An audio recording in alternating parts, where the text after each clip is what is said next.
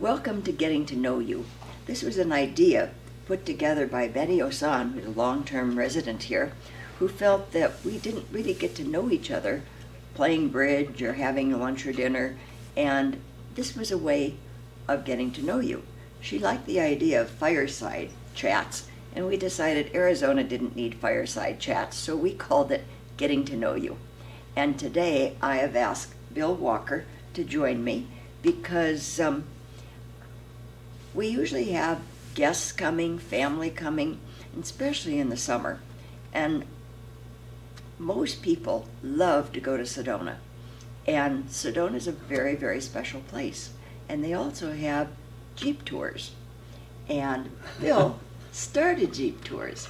So I'm interested in knowing the backstory of how that got started so we can be more informed residents as we take our tourists there. It's lovely. Good. Okay. Yeah.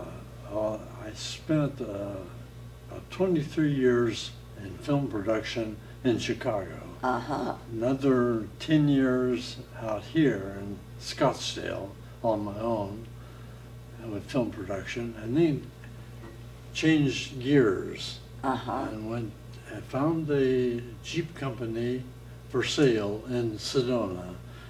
And it was mainly a startup kind of company, Mm-hmm. but I really was very sure that Sedona was going to become a hot area, and I think it's worked out that way Yeah, I pretty think well. you guessed that pretty well. Yes.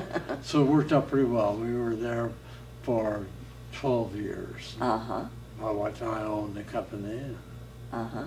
You know, I was told that there are more visitors in Sedona than there are the Grand Canyon. It could very well be. Uh-huh. I don't know the statistics like that, but Uh-huh. it's certainly a good option Uh-huh. because they can get very close to the beauty of the Red Rocks Yes. and get a real feeling for Native Americans and everything in the Sedona area. Mm-hmm. Yeah. And then did you expand? Because they don't just have one tour, they have many different tours that you can take. Yeah, we had, when we got into the company, we had assigned tours. We were working very closely with the U.S. Forest Service. Oh. And so we had certain trails to go Uh-huh. on, one exclusive, and then a couple of others that were joint with other companies. Uh-huh. Because at that time, there were at least about 5 Jeep companies in Sedona.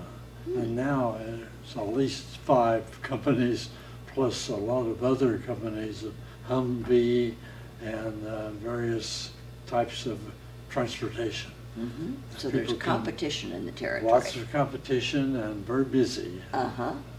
And who's in charge of the marketing? Well, marketing was, we had a marketing person Uh-huh. out of Sedona, and then my wife, who is also part owner of the company, she is down here during the week, and I would be up there during the week, Uh-huh. and she would call on resorts, Uh-huh. and we were very interested in getting groups up there to Sedona because we had the nice ranch area that we leased that provided Jeep tours, and then we got into the horse business too. So we had at one time about 20 horses. My goodness, that you owned. And we took people out not only for Jeep tours, but take them out in the Jeep, and then they could do the horseback riding too. Uh-huh. So that worked for several years until the owners of the ranch wanted it back to develop it into several houses, I think. Mm. So we realized it was coming to an end at that Uh-huh. point. Uh-huh. But it was a nice experience, and we had group tours, Uh-huh. and quite often the meeting planners here in Phoenix would plan a tour for a corporate group, Mm-hmm. and they'd come up to Sedona, we would arrange to have 15 to 20 Jeeps available for that group. Mm-hmm. And sometimes we do the cookout with them, or a nice arrangement around the pond with a dinner, sometimes catered by Enchantment Resort. Oh, You know, my. So we So it dealt was with a lot nice. of corporate groups. Yes, As well yes. as individuals. Yeah. Yes. The two of you were copreneurs. Yeah. Well, we took it on, and it was fun. We had our company was based on the original look of the settlers in that area. Uh-huh. So the drivers are all dressed in Western gear, Uh-huh. and male and female, Mhm. and we had Native American, Mm-hmm. and who always wore a headband. And Mhm. so we had a nice little arrangement with a nice assortment of people, Mm-hmm. and it worked out nicely. Yeah, very creative. Well, And I don't think you can know many people who go to Sedona that don't know about the Jeep tours. no, Pink Jeep is by far the largest company there, and we were giving him a good tussle. We were second largest in company, Uh-huh. but we had a very good relationship. Uh-huh. If we were tied up with if they were tied up with a group or something, and they couldn't handle all the people, they'd send them over Sure. to us, Mhm. and we'd do the same thing for them. So, Collaboration. Yeah, we had a pretty good arrangement. Mm-hmm. Collaboration's much better than competitiveness at times, isn't it? Yeah, it worked out very well. Uh-huh. I think we were very competitive with all of them, Uh-huh.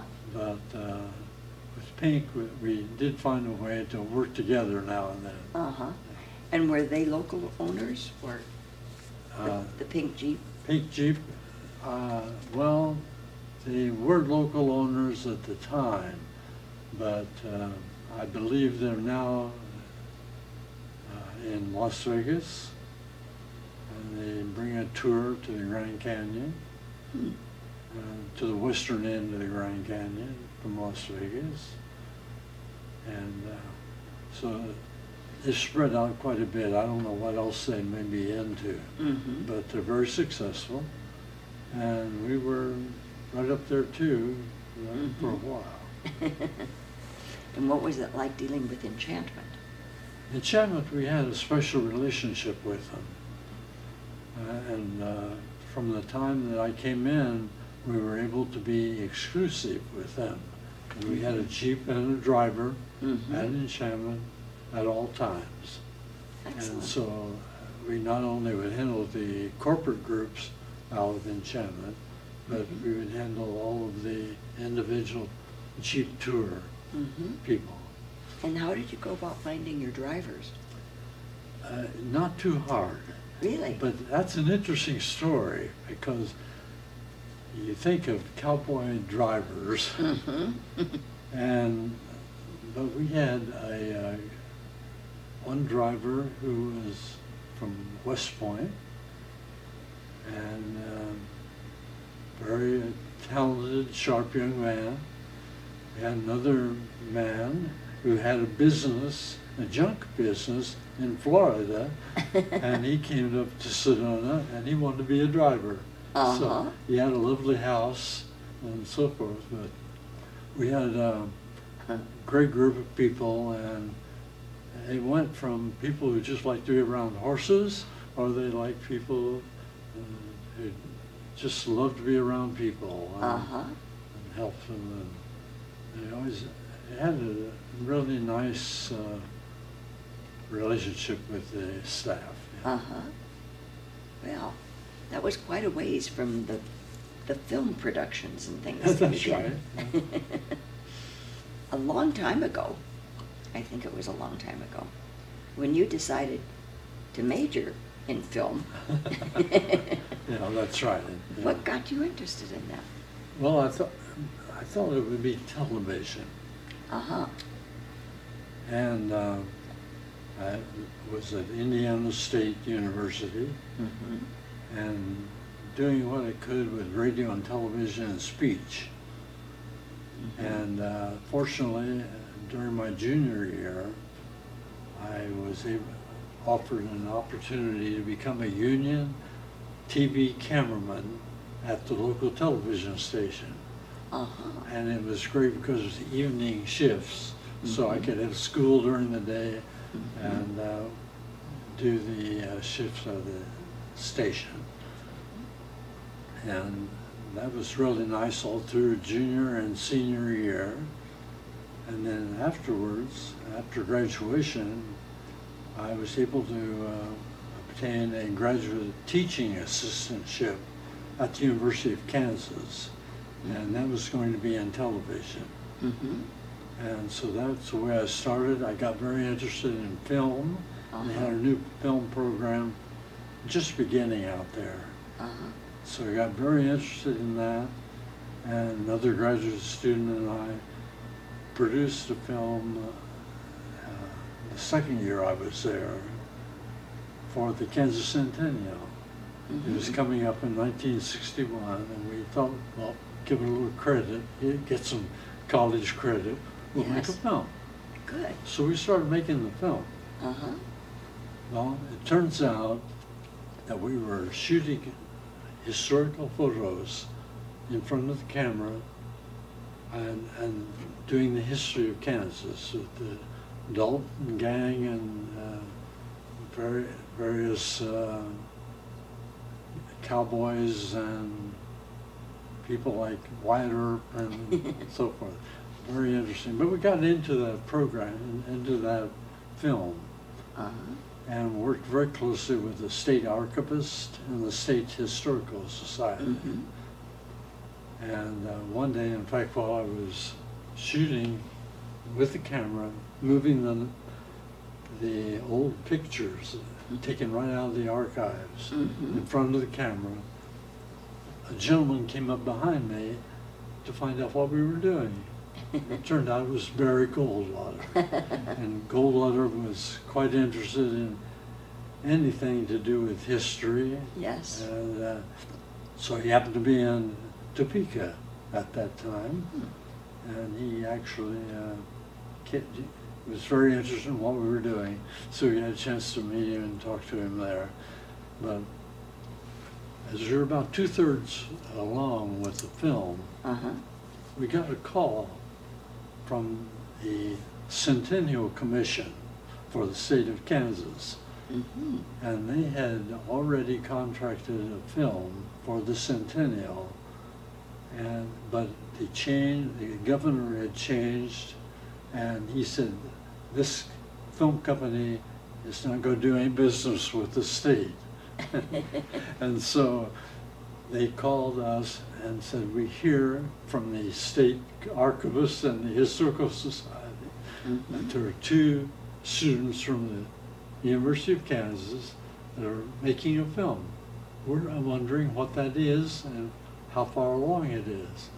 So we got very interested and we said, yes, sure. And so we went to Topeka and gave them, showed them some of the footage that we had. Mm-hmm. And they decided that they would like it extended to 28.5 minutes for television use. Wow. So we actually finished the whole thing on the history of Kansas. It was our film. They didn't add anything except their logo at the end of the Centennial Commission.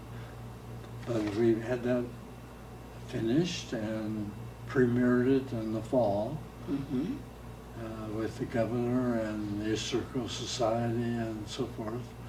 And then it was distributed to schools all around Kansas for years and years. Very good. And it was still being distributed 15 years ago, I know.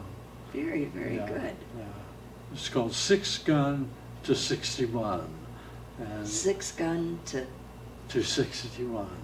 Yeah. Mhm. From the 6 gun days and Uh-huh. cowboys all the way to 1961. Uh-huh. So we covered different things. Uh-huh. And did you come up with those titles?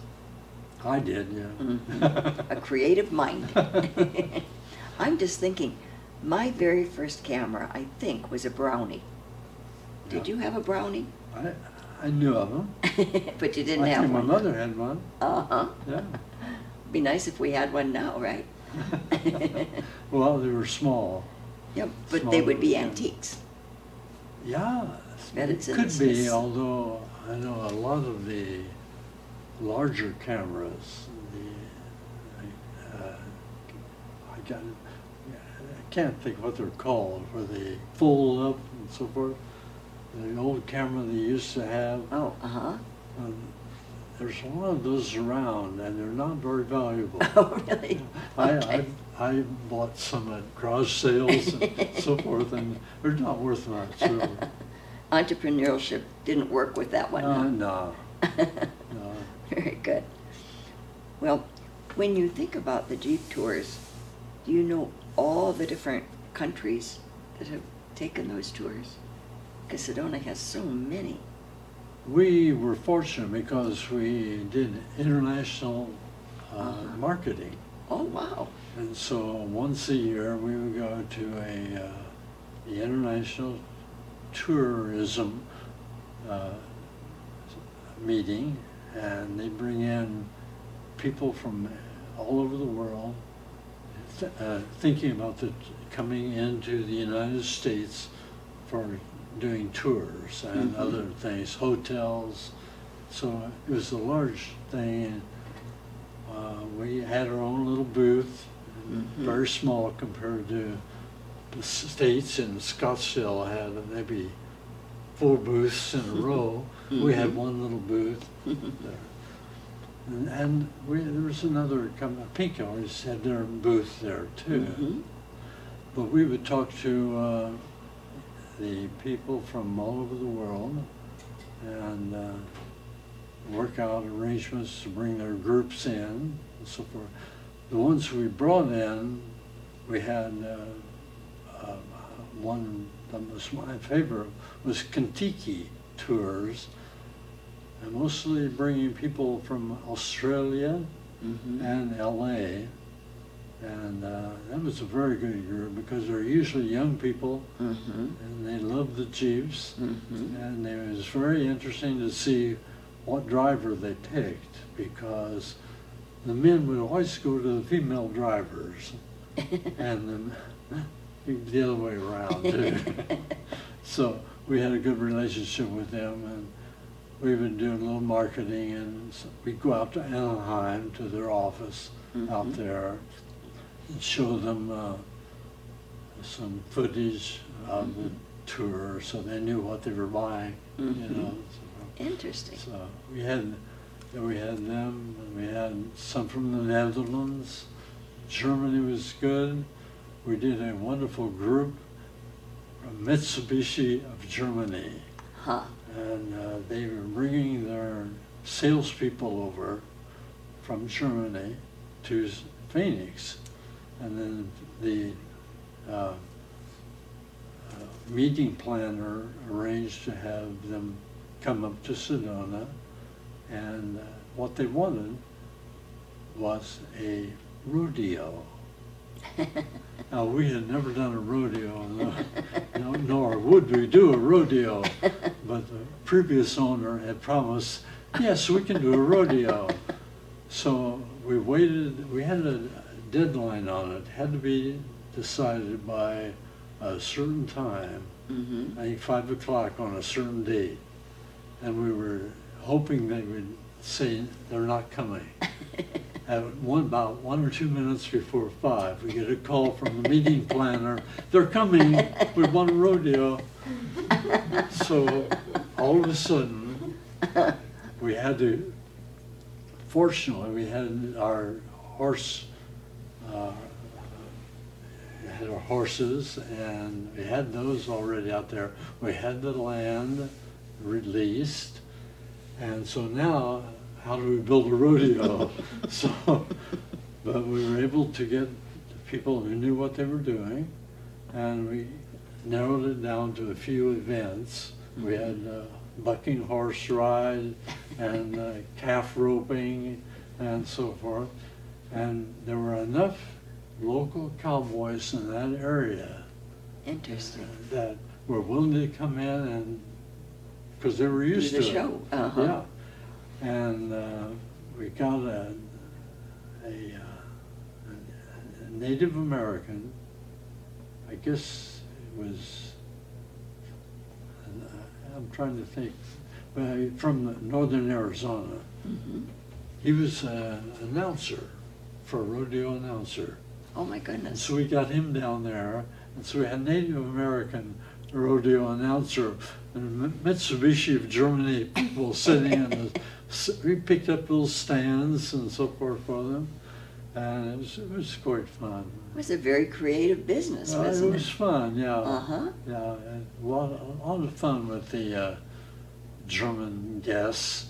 We had one time, at the time we were doing the rodeo, we also tied ribbons on the tails of calves.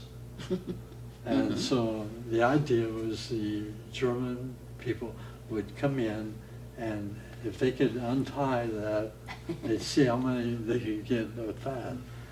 Well, it turns out that we didn't know quite how that would work. So we opened the gates, and the people were ready to run in and get the ribbons off. And they rushed in so fast, it scared the calves. They all went over in one corner, and they huddled up, and so everybody just came over and picked off the ribbons. So, Not all good ideas work out, right? yeah, it was a good idea, but at least he got a kick out of that. Absolutely.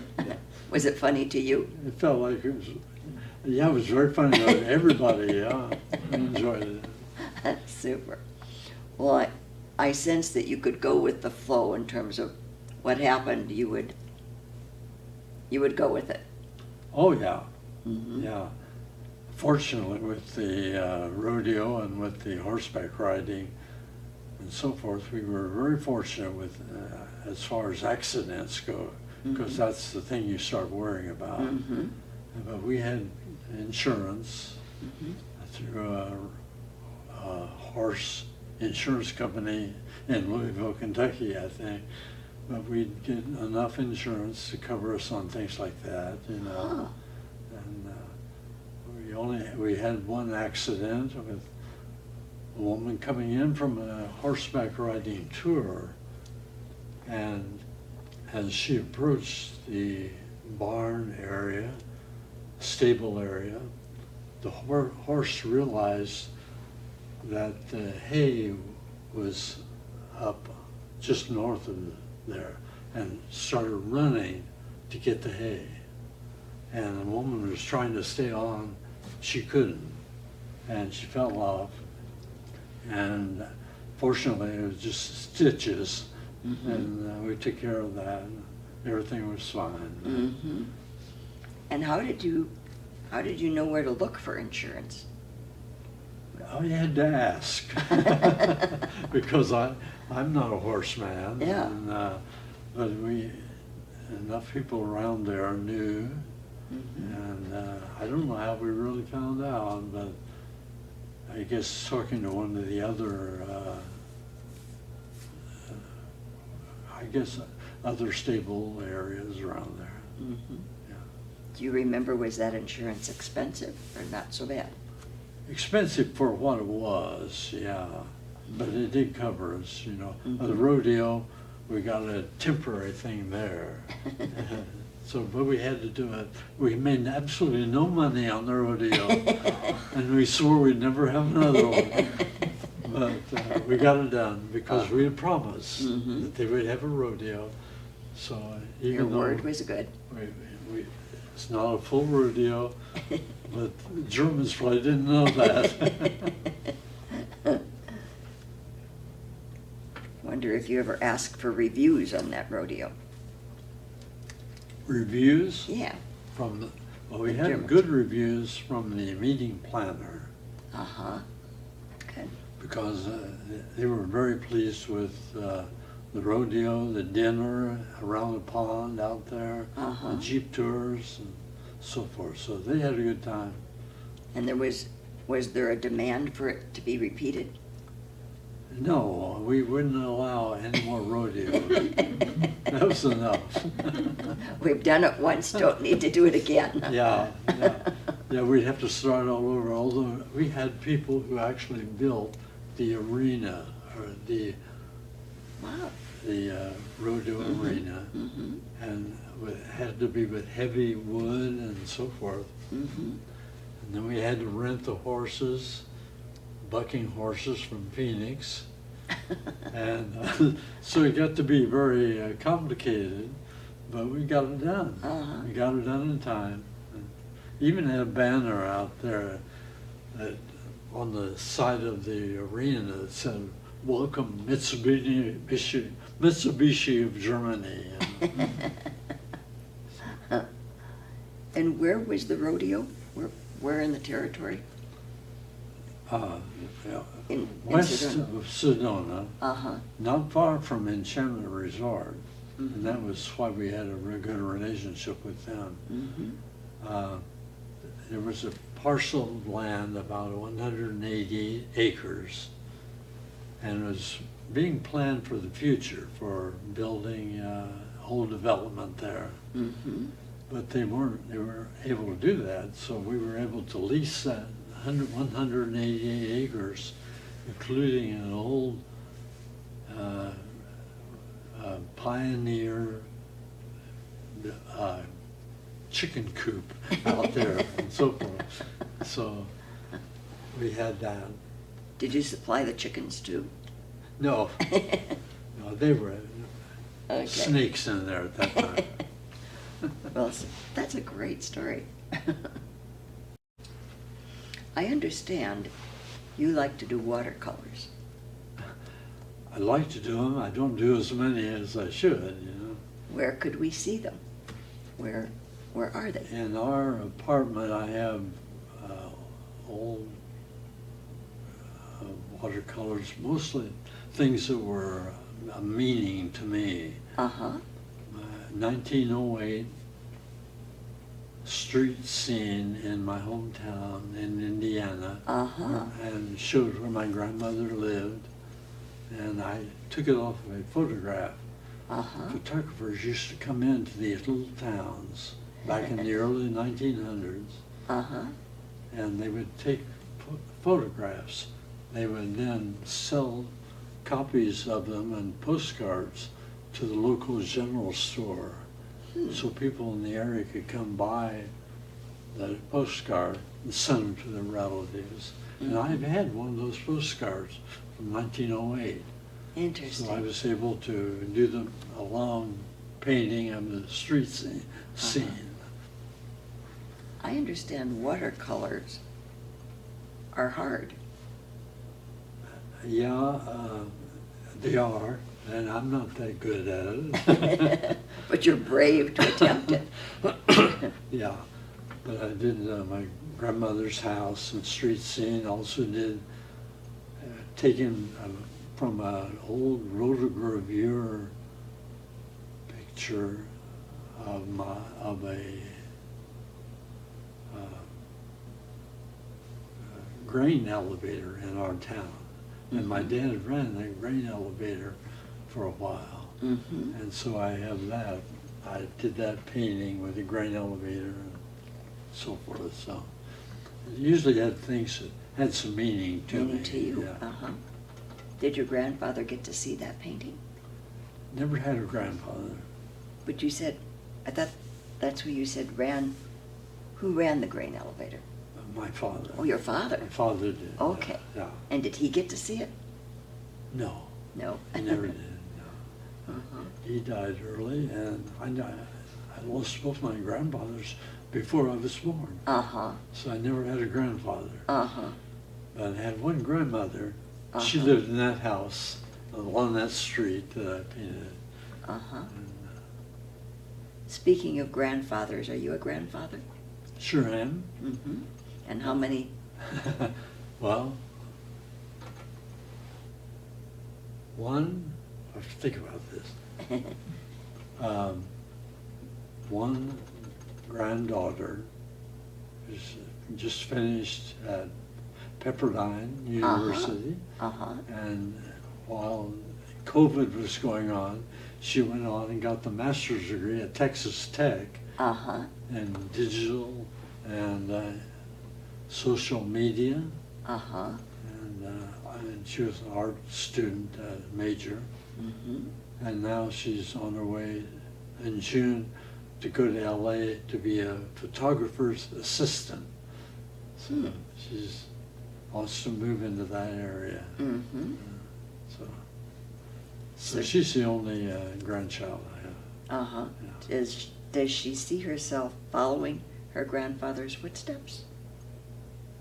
To some degree, the art part of it she's been very interested in, and from this photography part of it, she, I think, got caught up in working with that and enjoying to work with a professional photographer to set up. In fact, she was able to be called in from one in LA where they did a photograph for a cover of a magazine with a lovely model and so forth. So she was able to set that up and so forth. So she was kind of looking at that for her career now. That's interesting. Yeah. What brought you to Westminster? What What brought you brought to you Westminster?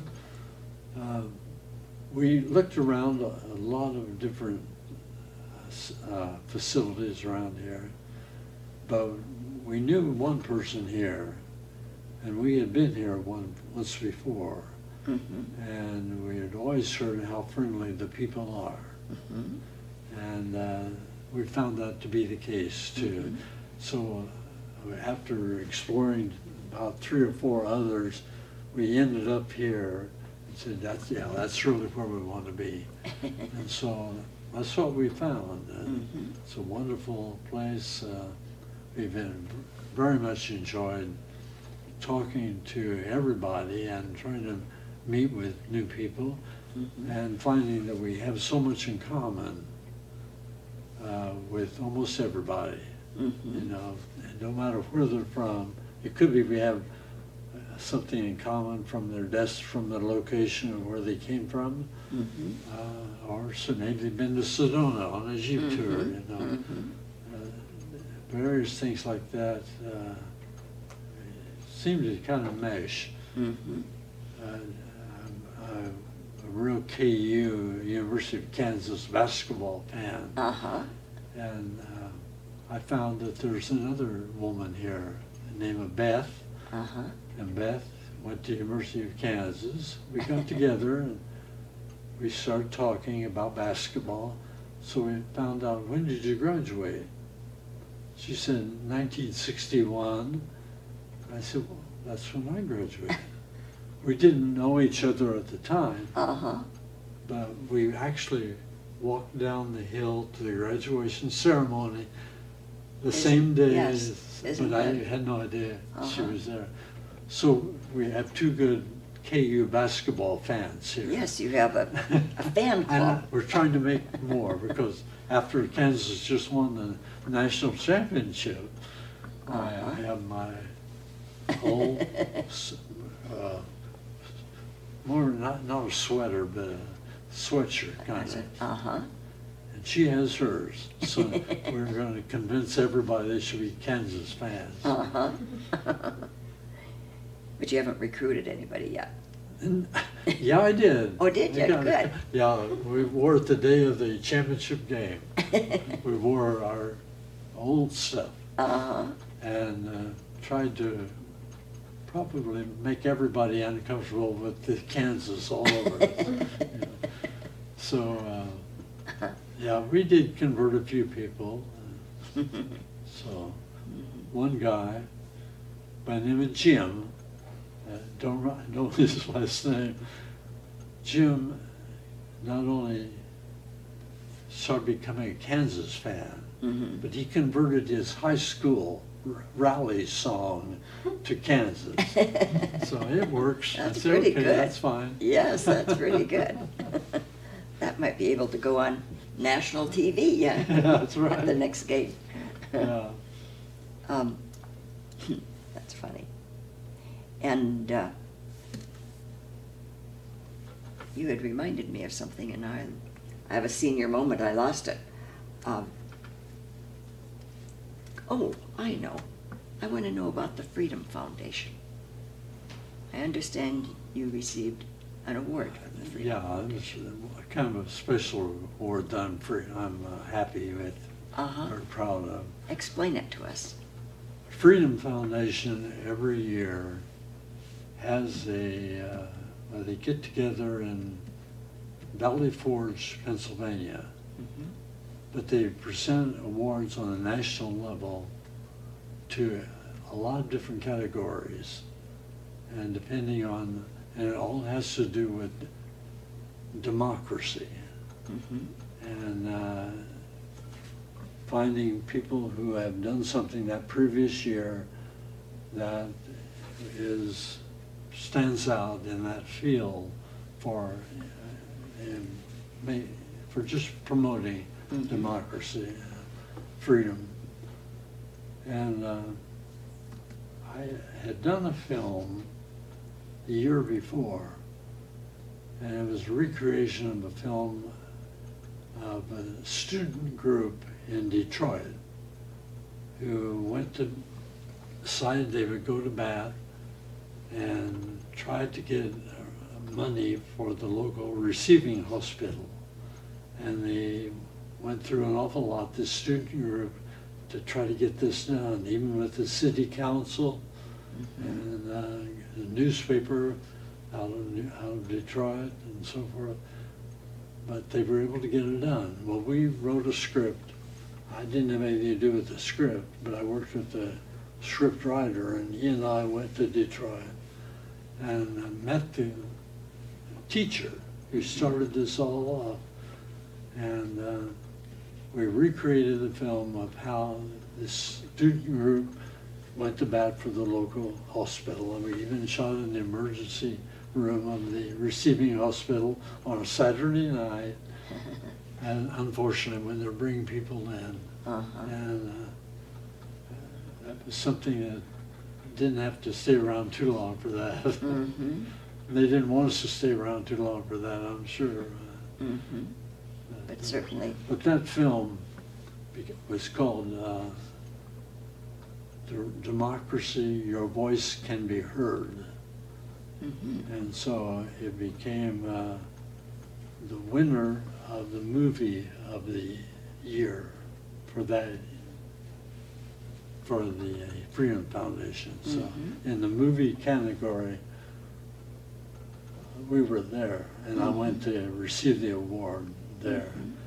But it was interesting who else was being honored. John Wayne, Ross Perot, Mhm. and Ross Perot wasn't there, but I remember riding on the bus with Ross Perot's sister, who Huh. accepted the award for him, Frank Uh-huh. Izzo. He was chief of police in Philadelphia. Uh-huh. He won the award that year. And in fact, there was one you may remember was the editorial cartoonist for the Phoenix paper. Can't think of his name right now, but he had done evidently something along that line that would improve, that would promote democracy. Mhm. But he received the award, and I got to meet him, and can't think of his name now, but he won the award for the best in the cartoon Mhm. category. Mhm. So, yeah. Cartoons always interest me. Editorial cartoon, yeah. They can say so much in one picture. Or Yeah. 4 pictures or Yeah, something. yeah, they're good It's at a that. great I've talent. always enjoyed that. Wish I could do that. I wish I could too. And where is that award today? That award We would win, every year we'd win awards on our educational film from the Freedom Foundation. They'd usually send us a plaque, Mm-hmm. and we had a lot of those. But this was a special one. Mm-hmm. And so while I was there, they presented me a very large plaque that showed that we had actually won the Freedom Foundation award, or had been honored 10 times. Wow. We had never been honored on the national level, Mm-hmm. just that one. And so I went out for that and felt honored. Mm-hmm. Yeah, I think it was an aide to the president presented the awards, Mm-hmm. and one of the presidential aides at the time, no longer remember which one. Mm-hmm. And where is that award today? I'm not sure. You didn't keep it? Well, it came back with me to Uh-huh. the company in Chicago, Coronet Films, Mm-hmm. and we always displayed them in a kind of receiving room. Uh-huh. And we always had them sitting out. I'm not sure where we displayed that one. And it stayed with the company and after I left. So Mhm. I don't know where it is. Hmm. And what about that company? What? Coronet Films started back in the 40s, Mm-hmm. and it was a division of Esquire in New York. Mm-hmm. And you may remember the Coronet magazine. Mm-hmm. Well, they had a Coronet office in Chicago. Hmm. And while they had that in Chicago, right after the war, one of the presidents of Esquire just happened to think that film was being used for instruction to soldiers in the Second World War. Hmm. So he put two and two together and said, why not have instructional films to schools? So our films were curriculum-based and always had a teacher as an advisor with each film. And they were 10 to 15 minutes long. Mm-hmm. And I did everything from a human body series to atmospheric science. Mm-hmm. And the very last series that I did out here on my own was Wonder World of Science with an animated character called Wonder Cat. And another series called Matter and Energy for Beginners with an animated character called Investigator Alligator. So Wonder Cat was always wondering how things work. How Uh-huh. big were the dinosaurs? You know, Very where clever. do the balloons go when they go up? And things like that. Uh-huh. So each film had to do with a particular area of science Uh-huh. that primary kids could understand. Uh-huh. Cute little characters. It feels like you enjoyed doing that. Oh, that was a lot of fun, yeah. Uh-huh. I think I still have a brochure with those characters on Really? it. So if you needed a picture of the Uh-huh. of the Wonder Cat or the Investigator Alligator, well, I've got it. I like Investigator Alligator. Yeah. Saying that is fun. Yeah. Yeah. But the company, I left the company and came out to work on my own for them with contracts in 1984 out here. Mm-hmm. So I worked 10 years doing the Coronet Films series, and then also got into some video production out here too. And then as that was kind of petering out with the Coronet Films, because educational films are Mhm. no longer being used as much in Mhm. schools. It was all computerized. Mm-hmm.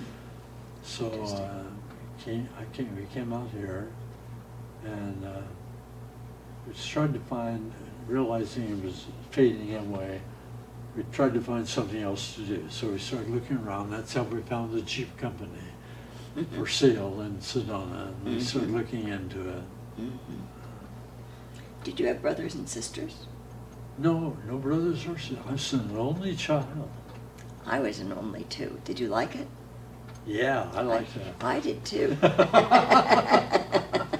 And it's interesting, a lot of people feel sorry that you didn't have siblings, etc. I would have liked to have had a brother. Always Why? wanted someone to play with. I invented a brother, a younger brother, Dooner, who did all the bad things I did but didn't want to be responsible for. And my parents just went right along with it. That's great. Now, no, I always had pets. Uh-huh. And in fact, I'm doing a watercolor painting right now of my pet raccoon. I had a Wow. pet raccoon. How did you get a pet raccoon? Well, we were living in a rural area, Uh-huh. and they were cutting down a very large tree in front of one of the farmers' houses. And cutting it down, found it was hollow on the inside, and several baby raccoons in the hollow tree. Uh-huh. So they sent the word around, any kids in the neighborhood would like to have a raccoon. Why? So I want one. So What did I Mom and Dad think of that? got one. They were Going along agreeable, with it? Yeah. Uh-huh. And I got this little raccoon, had to kind of feed it very carefully for a while. And it grew up and got into the house and played with the cat. And it got a little too rough for the cat as it grew older.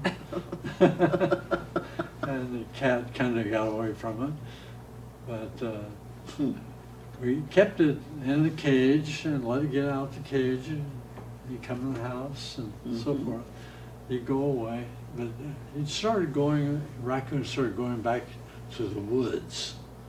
And you can't come back to the cage. But then one day he never came back. So evidently, Davy was his name. Davy? Davy. Yeah, Davy Crockett at the time was Oh, a big yes. thing. Yeah. Oh, yes. So Davy was the raccoon, and my wife has a funny story that you would probably enjoy about the raccoon. I just failed to tell her that when I picked her up for a date, and I had my raccoon in the back seat, Oh, dear. Yes. and we were driving into town and riding along, Jan, my wife, on the passenger seat. All of a sudden, the raccoon jumped up on the back of the seat. She had no idea it was there. I had to explain very quickly. Yeah. She got to know the raccoon, but she didn't especially care to know it anymore. So raccoon kind of kept us together too. Actually, you're lucky you got another date. Yeah, I'm not sure they even finished that one. Oh, dear. What was your pet? A raccoon? Raccoon, yeah. You know, there's, I think it was a raccoon, was it, that was around Westminster? A stuffed Was there? raccoon? I'm thinking that Could was so. be. That they said it lived in the tower that took forever to get built. Oh, really? I think so. Oh, up there, yeah. Uh-huh. And they had a name for it, but I don't remember the name. Oh, But, then yeah, could there was, be, I don't know. we'll have to ask Matt. I'm sure Matt would know about it. Well, Matt, Yeah. that's his last name. Coon, Oh, really? yeah. Oh, I didn't know And that. I told him about my pet raccoon. I didn't make the connection. Yeah. Interesting. So I'm still looking for a little toy raccoon to give to him. Uh-huh. But we kid about it. Uh-huh. Every time I see him, he reminds me that's his name. Uh-huh. You know, so. Well, I think he had a raccoon around here that would go to various rooms and places, but we'll I'll have to go check out with and him. find one. Yep. Find a baby. Yes. Interesting. Yeah. Well, is there anything else that we haven't covered that you would like to share with the residents here? I think you've covered most of it. You know, I think my film career was my main career for 23 years in Chicago, 10 years out here, and then shifting over to the Red Rock Jeep Tours for about 12 years, and retired from that in January 1st of 07. And